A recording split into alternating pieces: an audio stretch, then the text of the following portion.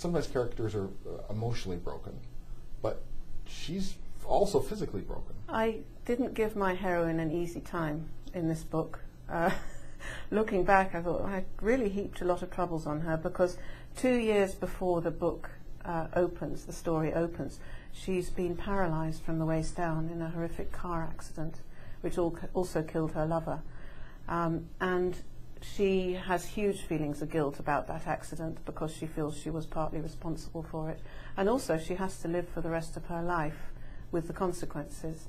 And she finds that very hard, because she's been a very attractive, athletic woman in the past, and suddenly she finds herself confined to a wheelchair, and she finds that unbearable.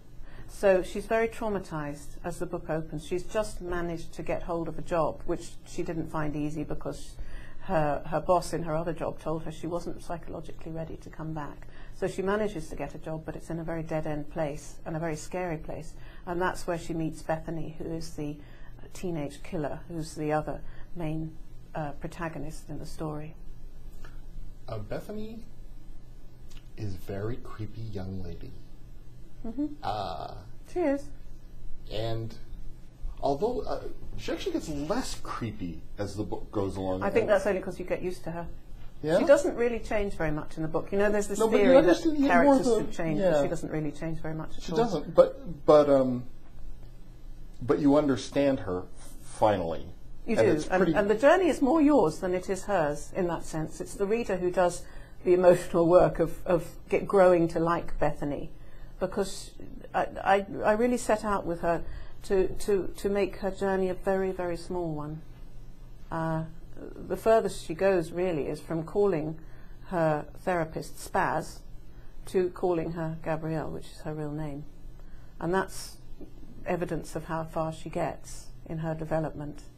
It's a big chance to take as a writer, though, to make your reader make the emotional journey. Why did you choose to do that? Because I think readers are extremely intelligent people, and why shouldn't they do part of the work? I think as readers, we all read. We always do part of the work. Half the imaginative work is done in the reading process.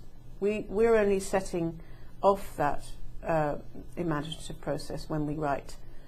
When I write something down, when I write an image down, when you read that image, if I paint some kind of picture, when you read it, you're going to have a completely different picture in your head from the one I had in my head, and so is every other reader. So every book is unique according to who's reading it. Bethany is institutionalized for what seems like a pretty good reason. Yes, she murdered her mother.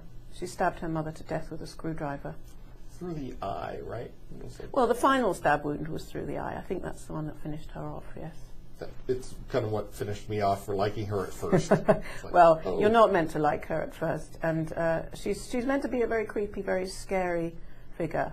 And especially because she has been extremely violent. Gabrielle is especially scared of her because she's in a wheelchair. She feels very vulnerable.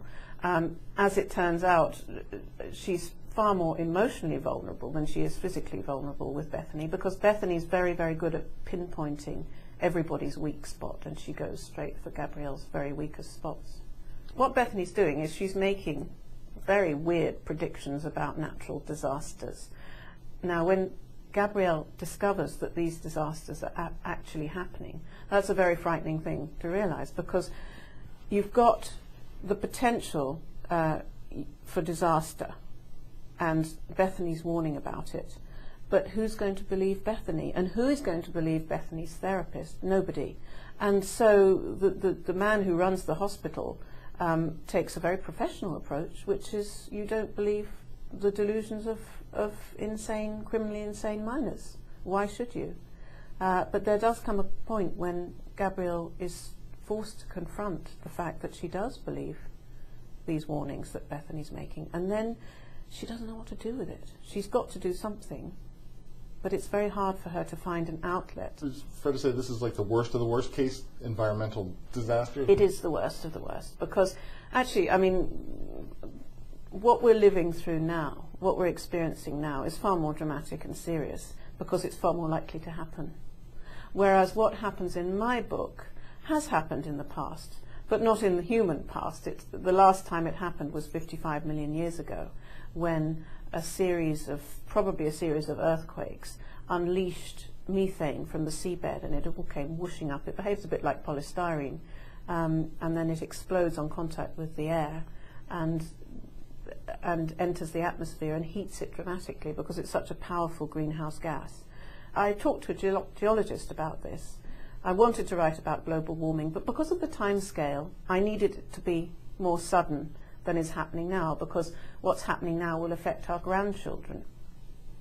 But in our own lives, it'll still affect us, but it won't have that dramatic effect. I wanted to somehow bring it home, that it could be very dramatic. So I spoke to a geologist who specialised in this sudden global warming that took place 55 million years ago, and she and I discussed, okay, how could such an accident happen now? And she said, well, obviously it's through methane drilling, which is actually happening in an experimental way already. Methane has the potential to be a fantastic energy source, but it also has the potential to be enormously destructive. It makes tar sands look like a children's tea party. The book is The Rapture. I've been speaking with the author Liz Jensen, and The Rapture, published by Bond Street Books, Doubleday, Canada.